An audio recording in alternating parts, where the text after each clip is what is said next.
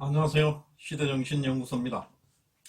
오늘은 광란의 시대, 금주법의 시대, 잃어버린 세대에 대해서 알아봅니다. 1920년대 미국의 첫 번째 전성시대였습니다. 사상적으로는 자유방임주의적 자본주의 시대였습니다. 역사적으로는 1914년 1차 세계대전이 끝나고 1917년 러시아 혁명이 이루어지고 1920년대부터 1929년대까지를 광란의 시대라고 합니다. 우리나라 노래도 있듯이 옛날이요, 잊을 수 없는 번영과 풍요의 였습니다. 제1차 세계대전은 유럽에는 폐허를 갖다 주고 미국에는 전쟁의 특수를 남겼습니다. 그 당시 거리에는 온통 영화 포스터, 재즈 음악, 그리고 자동차가 질주를 하였습니다. 주식과 여자의 스커트는 올라가기만 한다는 말이 유행을 했습니다. 그것은 1920년대 광란의 시대, 롤링 트윈스, 잃어버린 세대, 개츠비의 시대, 황금의 시대라고 불리워졌습니다. 1920년 1월에는 6천년 이상 이어오던 전통을 깨는 법이 제정됩니다. 바로 금주법입니다. 음주 문화가 미국 사회를 지배하던 시대를 하루아침에 전통을 지우기는 어렵습니다. 그래서 금주법을 비웃기라도 하듯이 대도시에는 무허가 술집이 즐비하게 나타나게 됩니다. 이때 금주령을 타고서 걸쭉한 마피아 조직이 탄생합니다. 두목 이름은 유명한 분입니다. 알 카포네. 이 사람이 그 도시의 밀주를 독점 공급하면서 밤의 세계를 지배하게 됩니다. 그는 미국 사회에서 순식간에 유명하게 되었고 밤의 대통령이라 불리우면서 1927년 한 해 동안에 그 당시 1억 달러 이상을 벌어들입니다. 미국 청년들에게는 아인슈타인, 해리포터, 간디와 함께 그 알 카포네를 가장 존경하는 인물로 청년들이 선정하기도 했습니다. 일종의 다크나이트 현상이기도 했습니다. 금주령 하에서 음주는 점차 특권층과 부유층의 상징이 되었고, 오히려 금주법은 술에 계급을 부여하는 꼴이 되고 말았습니다. 술을 마시는 것이 사교의 풍미를 돋보이게 하는 것이고 청년들은 술을 먹게 되었습니다. 법으로 금지된 금주법은 천사가 되려다가 악마가 되어버리고 말았습니다.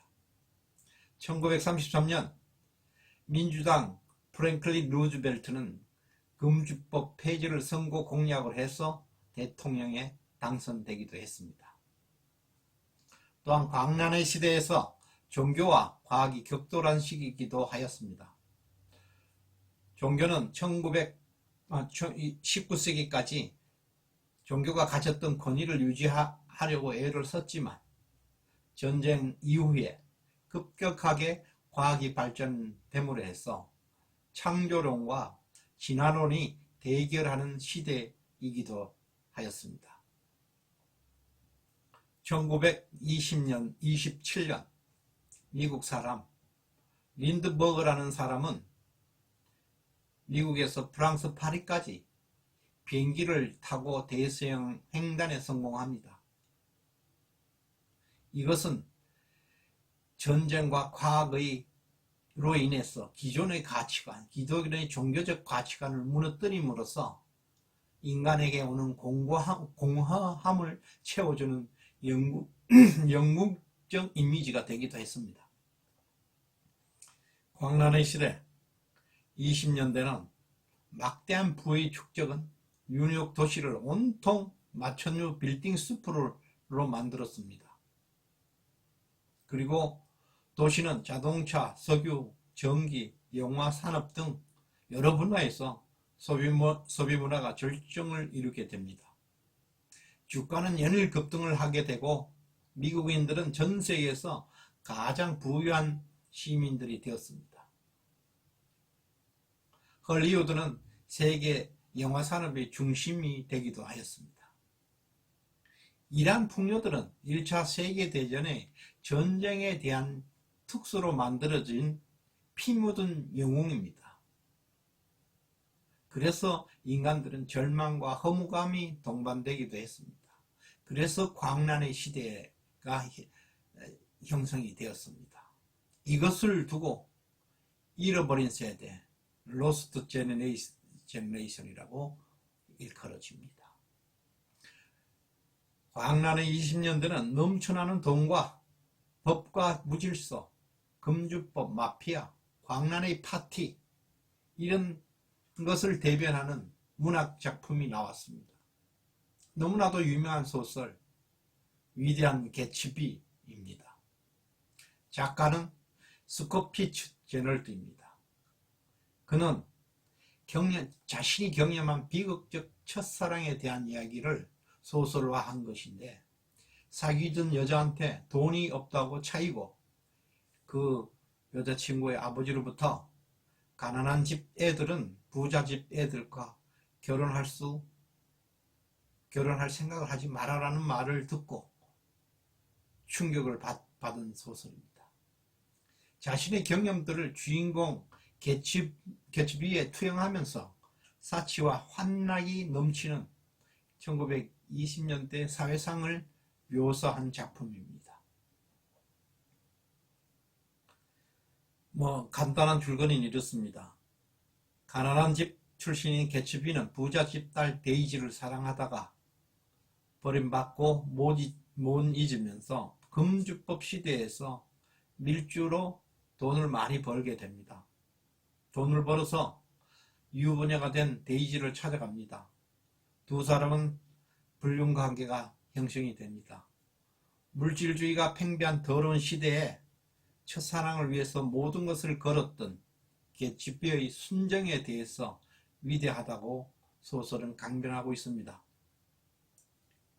전쟁의 아픔과 반성으로 실존주의가 태동한 이 시기에 나 자신이 무엇인가, 무엇을 위해서 일을 해야 하는가 이에 대한 답을 얻기에 충분히 가치가 있는 소설이기도 합니다.